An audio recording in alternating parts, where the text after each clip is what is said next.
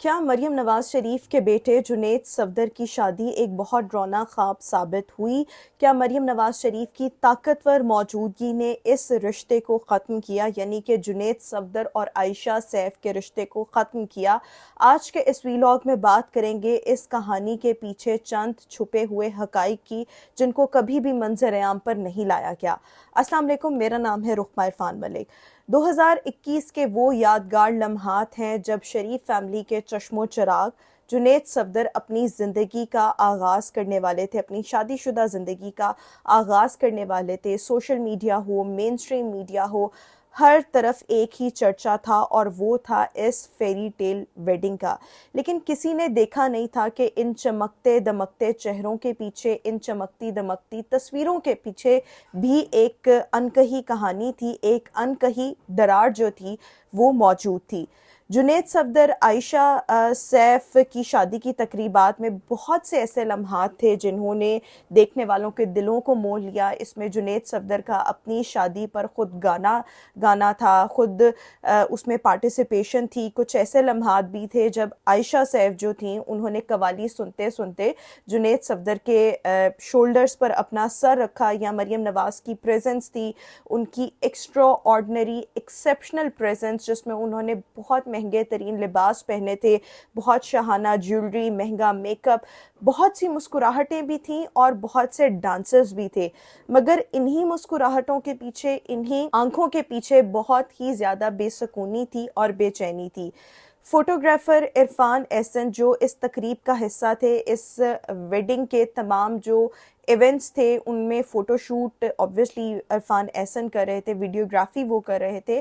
انہوں نے حال ہی میں ایک ہونے والے انٹرویو میں بتایا کہ جب میں نے پہلی بار ہی ملاقات کی اور دونوں خاندانوں سے ایکچولی میں میری ملاقات ہوئی، تو مجھے کچھ عجیب سا، غیر معمولی سا محسوس ہوا۔ مجھے وہاں دلہن کے خاندان کی طرف سے ایک عجیب سا جو فاصلہ تھا نا، وہ محسوس ہوا، جو ایسے محسوس کروا رہا تھا کہ دونوں خاندانوں کے درمیان کوئی دیوار موجود ہے، کوئی دیوار کھڑی ہے۔ اور کیا واقعی دلہن کا خاندان پہلے دن سے اس رشتے میں ایڈجسٹ نہیں تھا، ایڈجسٹڈ نہیں ہو پا رہا تھا، یا محض یہ دو خاندانوں کا اتحاد تو ضرور تھا لیکن یہ دلوں کی یونٹی نہیں تھی، دلوں کا اتحاد بالکل نہیں تھا۔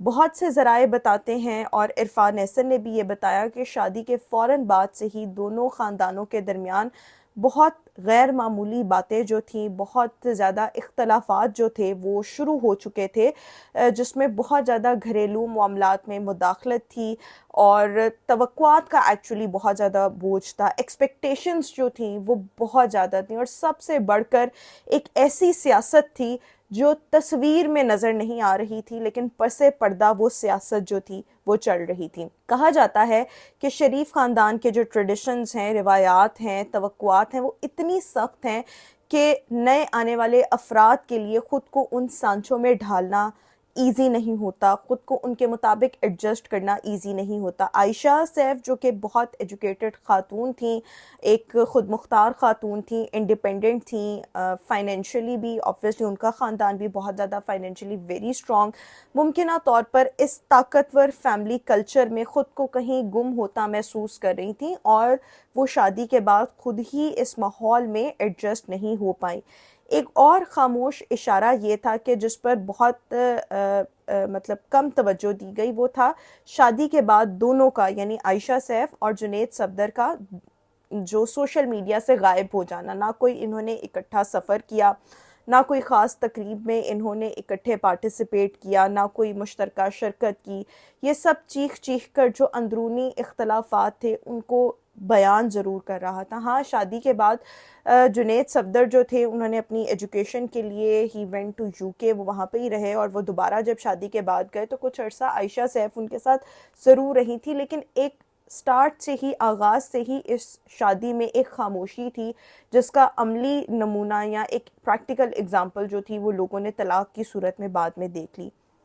بغیر کسی بڑی وضاحت کے دونوں نے ایک دوسرے سے راستے جو تھے وہ جدا کر لیے، اور کچھ لوگ یہ بھی کہتے ہیں کہ اس شادی کو لے کر، اس طلاق کو بعد میں لے کر میاں نواز شریف، مریم نواز شریف صاحبہ سے بہت زیادہ ناراض رہے کہ ان کو بھی نہیں پتا تھا کہ یہ اس طرح کے معاملات چل رہے ہیں اور یہ طلاق جو ہے وہ ہو جائے گی. اس طرح کے معاملات ان کو بھی نہیں پتہ تھے. نہ کوئی مطلب ایک کوئی پوسٹ آئی، نہ کوئی جذباتی بیان آیا، بلکہ ایک خاموشی ہی تھی، ایک خاموش اعلان تھا. لیکن اصل سوال صرف یہ ہے کہ کیا صرف ذاتی ناچاکی تھی یا اس کے پیچھے طاقت تھی، سیاست تھی، روایات کا دباؤ چھپا ہوا تھا. عرفان احسن نے تو صرف ایک اشارہ دیا ہے صاف صاف، اور سوشل میڈیا صارفین نے بھی عرفان احسن کی بات کو ہاتھوں ہاتھ لیا ہے. لوگ کہنے لگے ہیں شہزادیوں جیسی جو پکچرز تھیں اصل زندگی کی تلخ حقیقتوں کو وہ بھی نہیں چھپا سکی. سونے کا جو پنجرہ ہوتا ہے نا، وہ پنجرہ ہی ہوتا ہے، چاہے وہ جتنا مرضی گولڈ کا ہو، جتنا مرضی آپ نے اس کو ڈیکوریٹ کیا ہو، after all at the end of the day it's a cage. وہ پنجرہ ہی ہوتا ہے. اس میں آپ کسی کو قید کر کے رکھیں تو قید سونے کے پنجرے میں بھی ایک قید ہی ہوتی ہے. جنید صفدر اور عائشہ سیف کی یہ کہانی obviously سب کے لیے ایک پیغام ہے، سب کے لیے ایک لرننگ ہے کہ چاہے خاندان کتنا ہی بڑا کیوں نہ ہو، پیسے والا کیوں نہ ہو، شاہانہ کیوں نہ ہو، شادی کتنی شاہانہ کیوں نہ ہوئی ہو، لیکن اصل میں رشتے محبت، اعتماد اور ذاتی خوشی سے چلتے ہیں، کمپیٹیبلٹی سے چلتے ہیں، ان ریئلسٹک ایکسپیکٹیشن سے نہیں چلتے. ایک مطلب رشتے کی آپ بنیاد تو رکھ لیتے ہیں، لیکن اس رشتے کو چلانے کے لیے بہت سی چیزیں اور بھی درکار ہوتی ہیں، اور پھر باقی سب دکھاوا ہوتا ہے. اور جو دکھاوا ہوتا ہے وہ at the end of the day وہ دکھاوا ہی رہتا ہے، اور اس کے بعد سب کچھ جو ہے وہ ختم ہو جاتا ہے. کہانی تو صرف اتنی ہی سی تھی، مگر اس کے پیچھے راز بہت گہرے ہیں اور شاید ہمیشہ پردے میں ہی رہیں گے. سو آج کے اس ویلاگ میں یہ تمام چیزیں آپ کے ساتھ میں ڈسکس کرنا چاہ رہی تھی، شیئر کرنا چاہ رہی تھی کہ فوٹوگرافر عرفان احسن نے کہا ہے کہ شروع سے ہی اختلافات اور جو دونوں خاندانوں کا ایک دوسرے کے ساتھ رویہ تھا وہ بڑا ان یوزول قسم کا تھا. اس میں کوئی خوشی نہیں تھی، اس میں فاصلے نظر آ رہے تھے، پیسہ نظر آ رہا تھا، لیکن اس میں اصل جو چیزیں درکار ہوتی ہیں کسی بھی رشتے کو چلانے کے لیے، دو خاندانوں کو چلانے کے لیے، وہ ابتدا سے ہی موجود نہ تھیں. آج کے اس ویلاگ سے اتنا ہی. چینل کو سبسکرائب کرنا مت بھولیے گا. انشاءاللہ آپ سے پھر ملاقات کریں گے. اللہ حافظ.